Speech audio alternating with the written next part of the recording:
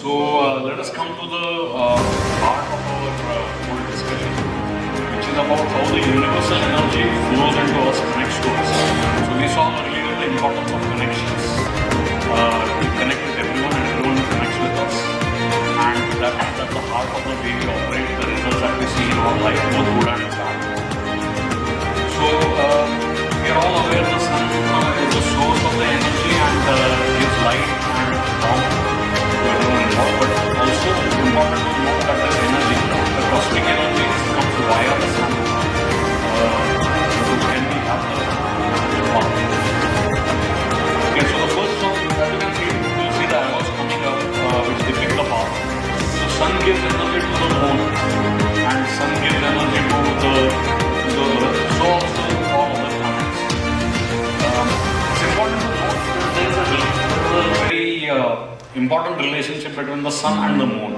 Okay, it's been accorded a lot of importance in our ancient sciences. So the sun is often depicted as the giver, as a donor, so giving.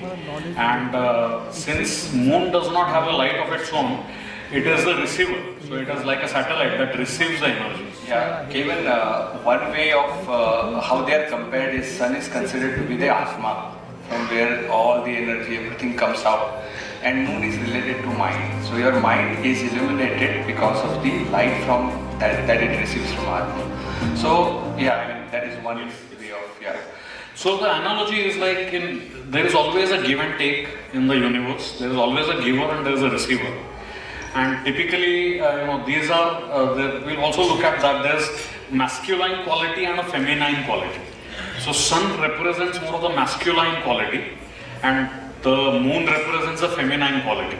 So we all distinctly know, there is a difference in the emotions and the perceptions of the way the masculine world sees the feminine world and vice versa. Right? We all lead the similar lives, but we have different outlook, different perception, different way of looking at it. So in general, what is said is the feminine nature is more about desires. So it's a storage of desires. And the masculine, the masculine energy body is about enabling those desires, taking it to fruition through action. And please don't relate it to men and women directly. Yes. In fact, all of us have a left side of our body which is feminine and the right side of our body which is masculine. It is just that if you are a man, when you were born, your masculine energies were slightly more powerful, so you were born as a man. And maybe your feminine qualities were slightly more powerful, so you were born as a woman, right? So we are not talking about man and woman. Please don't say that all women have all the desires. Not that. Men also have desires, right? It's just about the masculine and feminine qualities. Okay, and it's about the qualities. So that is impacting all of us. And our bodies are divided into two halves, and energetically. And we have the masculine half and the feminine half in both in each one of us.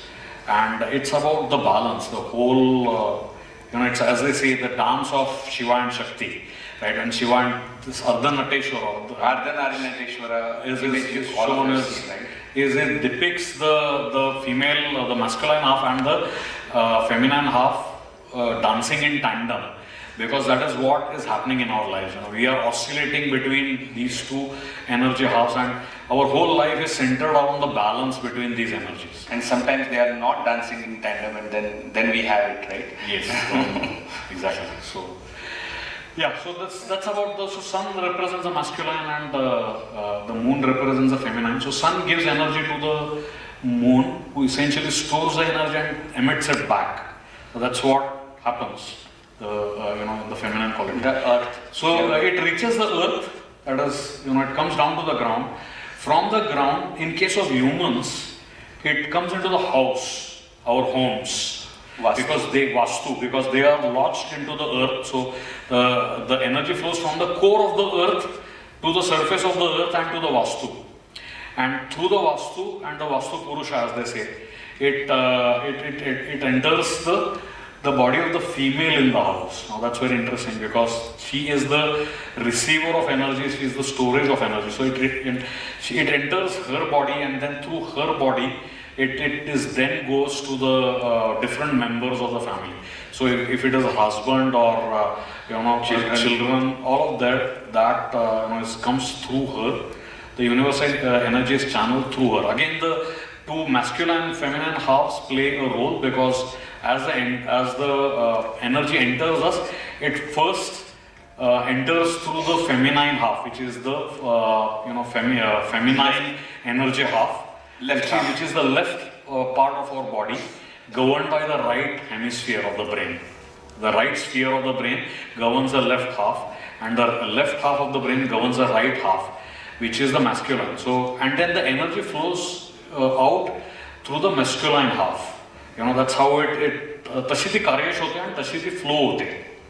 Okay, so even for the man, it enters through the left part and it goes to the right.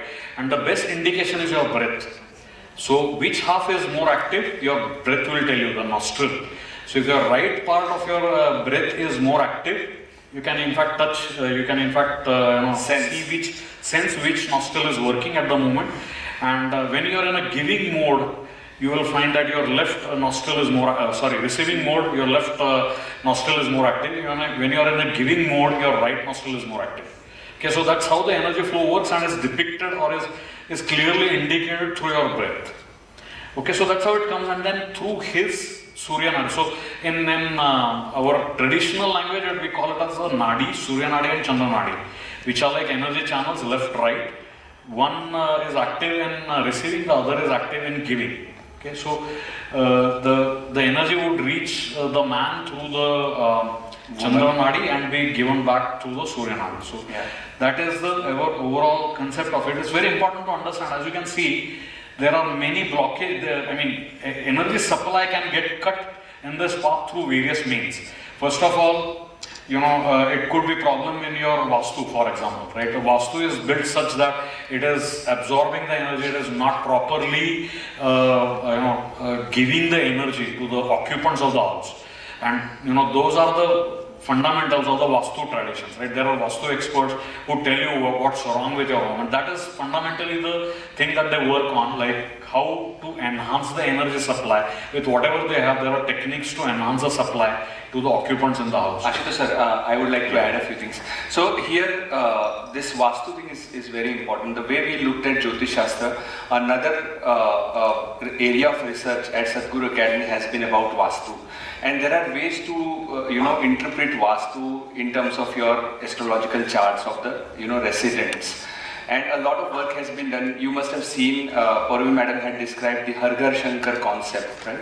The whole Shiva is, established in your home to get rid of all this Vastu dosha. Because what happens is, again, when you go for buying a home, your whole prarabdha is active. Why do you get attracted to a particular house, right? Because their karmas are taking you there. And good and bad, both. I'm not saying just bad, right? But it is in accordance, this choices, no, I like this, or nahi mala road touch karna hai avdat kiva avdat kiva je kai asel. All these choices are essentially the force of prarabdha, which are taking you to that particular Vastu. And from that Vastu, as you see the flow of energy, that energy will execute your programs. These tendencies are like programs in computer language, right? Computer programming languages. So they will need energy to execute. The energy will come from this path that Ashutosh sir described. And that's a very good analogy because we often speak in terms of hardware and software. So we all come with the software, all patterns are software. And we just most of the times execute them without awareness. So it's like we are running the programs, much like the hardware does. So anything you see in the physical world, for that matter, is nothing outside of what is happening in the energy world. Right? So whatever is the concept here is manifesting itself in the world in these forms.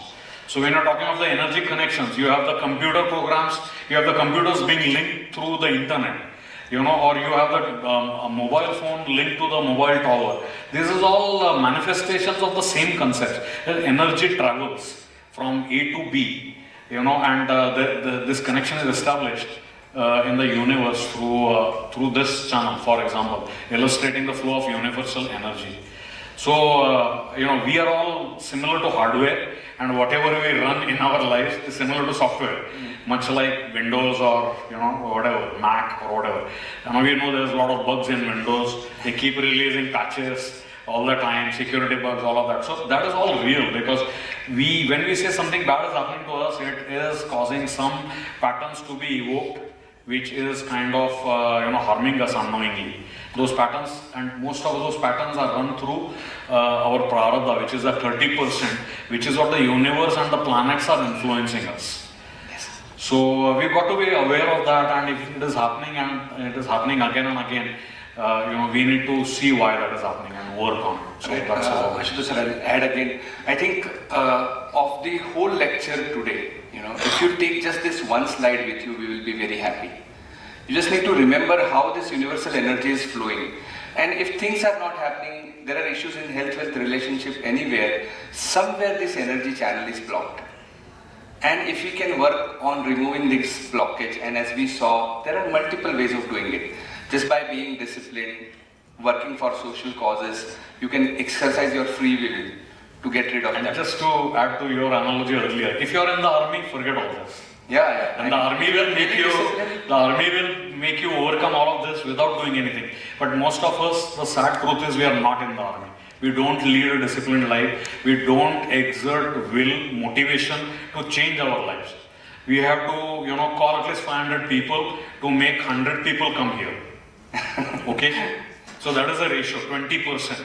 And again, only 20% or 80% of the people here may start asking questions and questioning all this.